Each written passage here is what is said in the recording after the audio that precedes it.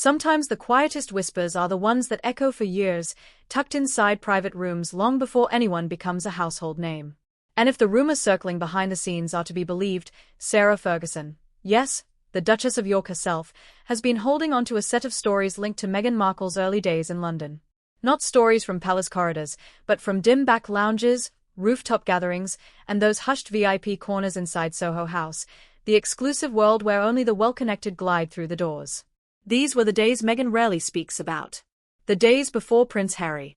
The days when she crossed into elite circles through powerful acquaintances, late-night introductions, and invitations that didn't appear for just anyone. And now, if insider chatter is any indication, Sarah Ferguson might finally be ready to break her silence.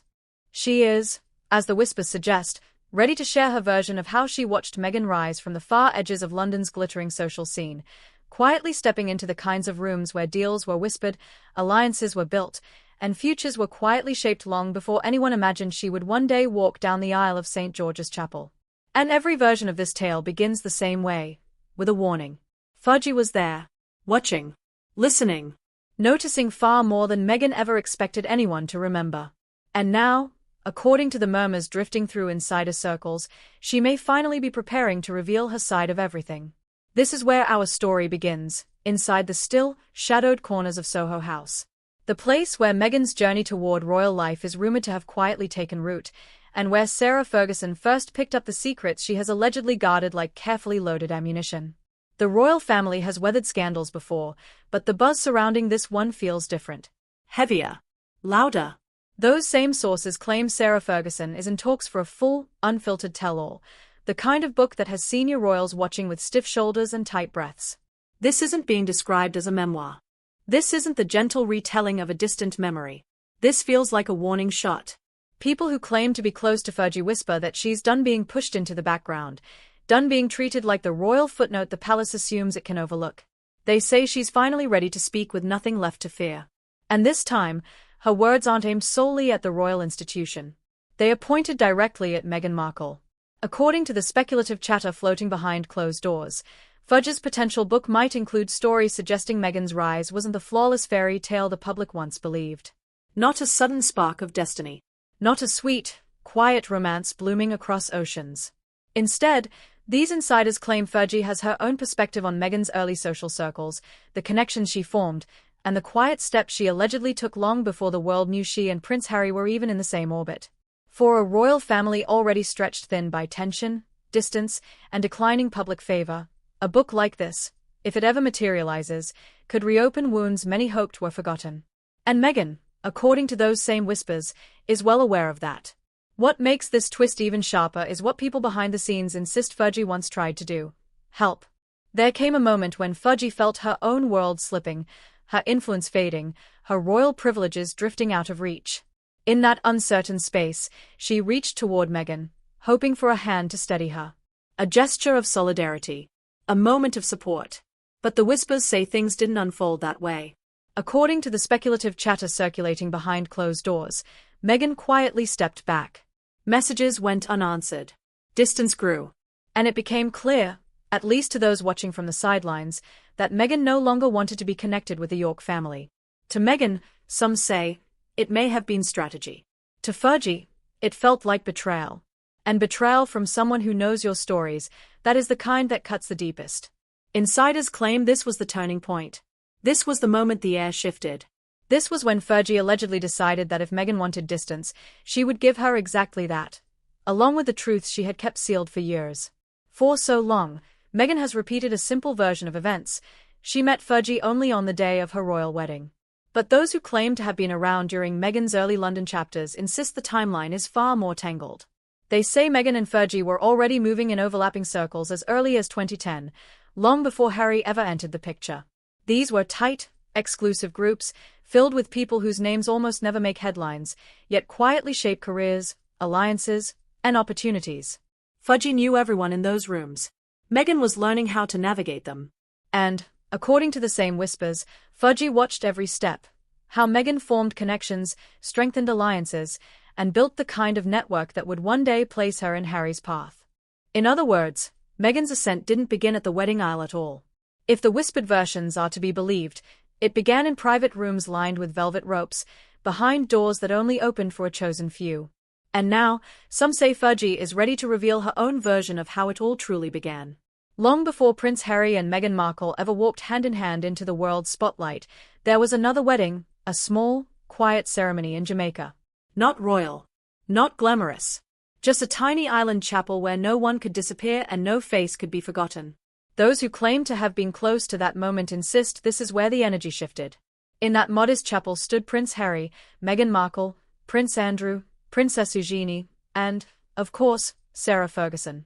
Unlike the grandeur of royal events, this space was intimate, tight, and impossible to hide within.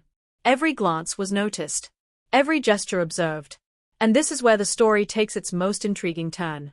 According to murmured insider versions, Meghan didn't arrive the way Harry did. While Harry reportedly slipped in on a commercial flight, Meghan is said to have arrived on a private jet connected to Marcus Anderson and billionaire Ron Burkle, figures often associated with the Soho House circle. For those who noticed, it raised quiet questions. A rising actress traveling with that level of access? It didn't go unnoticed. But the real point isn't the flight, it's the atmosphere. Because Fergie was right there, watching. She saw Meghan move through the crowd with easy confidence. She saw the familiarity between Meghan and Eugenie. She saw a woman who didn't seem new to this world at all. If the whispers are even partially true, this wasn't Meghan's first time stepping into these circles. This was a room she already understood. The Jamaica wedding wasn't the beginning of the Meghan-Harry fairy tale the public was told. It was simply the moment Meghan appeared already connected, already positioned, and already surrounded by people who would later play major roles in her rise. And according to those who were there, Fergie never forgot what she witnessed. Long before Meghan stepped into royal life, she had stepped into another world altogether. The world of Soho House. This exclusive private network doesn't open its doors easily. You need status, connections, or someone influential enough to slip you past the velvet rope. For Meghan, that person was Marcus Anderson, a senior figure within Soho House with deep roots in elite social circles across London and Los Angeles.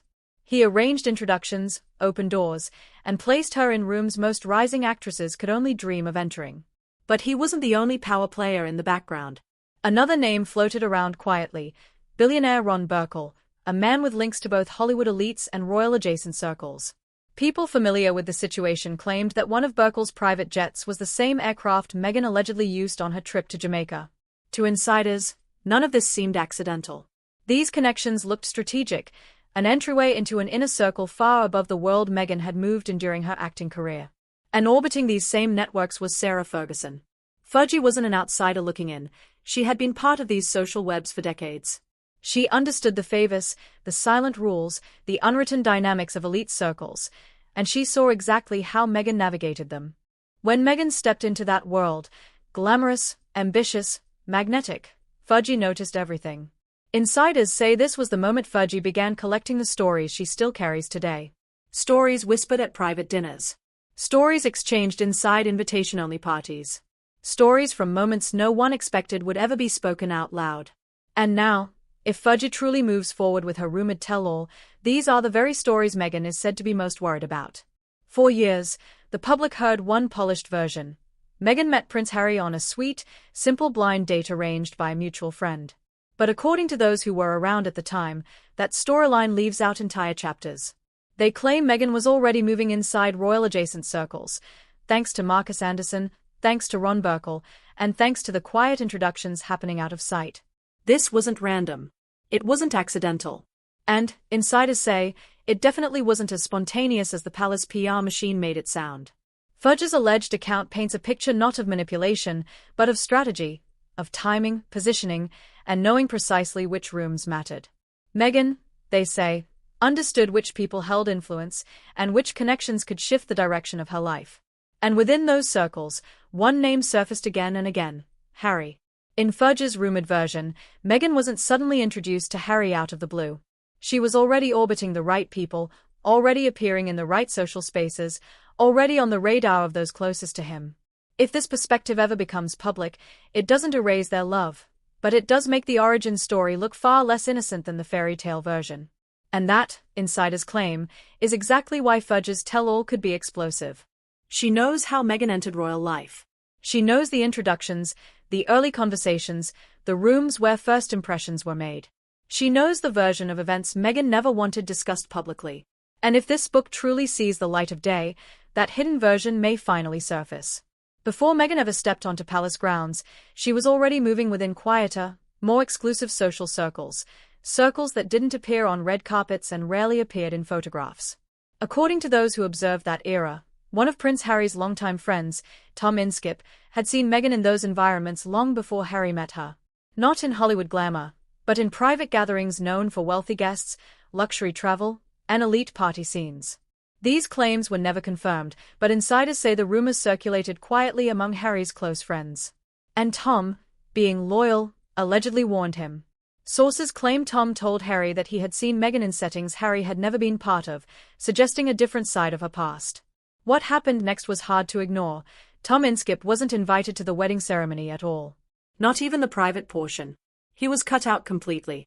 This sudden exclusion raised eyebrows. Why would one of Harry's closest friends be absent from the biggest day of his life? Insiders allege Meghan worried Tom might bring up stories from years earlier, stories tied to social circles involving wealthy men, yacht events, and networking scenes she had moved through during her search for career opportunities. And who else knew about those circles? Sarah Ferguson. Through Andrew, through Eugenie, through the long-standing networks they shared, Fergie wasn't just aware. She had reportedly watched Meghan appear in these spaces long before the engagement announcement ever aired. These are the fragments Fergie is rumored to have kept. And if her book goes forward, these are the chapters Meghan may no longer be able to influence. Because there's something powerful about someone who no longer fears consequences. And according to those watching from the sidelines, that's exactly who Sarah Ferguson is becoming. The titles are fading. The royal protection is thin. The public image is fragile. And someone with nothing left to lose can be the most dangerous storyteller of all. Her marriage to Andrew is uncertain, her royal position unstable, and her influence fading. So what does Sarah Ferguson have left? Her voice. Her memories. And the version of events she has allegedly carried for years.